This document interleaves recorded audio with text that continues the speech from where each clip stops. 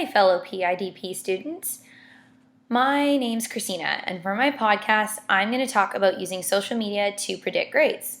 There's new research out on predicting grades, and no, it doesn't start with first impressions or seemingly a student's confidence level on the first day of class. It revolves around the analysis of student social networks. A group of scientists out of Ben Gurion University studied the interactions between students and their login time / computer usage to predict their grade before the final exam. The study's co-author and a PhD student, Michael Fire, suggested that there's a clear connection between students' social network and their final grade. He states that other studies such as this have taken place. Like in 2008, a study suggested that if you surround yourself with happy people, you're more likely to become happy in the future. Fire links this to the fact that courses offer conditions whereby good students will pair with other good students, meaning the weaker students will pair with other weaker students. The research was able to predict final grades within a mean average of 9.97. I have to agree with this statement based on my own previous experience as a student. I was a French immersion student throughout my grade school education. Therefore, even from a young age, I was friends with other kids who were also in French immersion program. Once I started high school, it just happened to be that all my friends from French immersion were usually in my classes due to the difficulty of scheduling.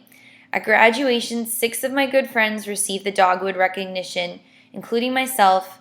Another one was a valedictorian, and most of them received 1 or 2 scholarships to use towards their post-secondary education.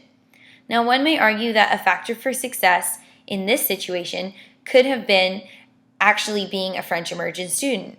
By just doing some brief research on the statistics, it has been found that French immersion students have a significantly higher reading result than non-immersion students.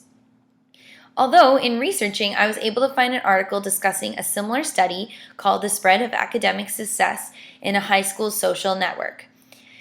This study found that students whose friends' average GPA was higher than their own at the start of the study were more likely to improve their GPA, but students with a higher GPA than their friends were more likely to drop in grades.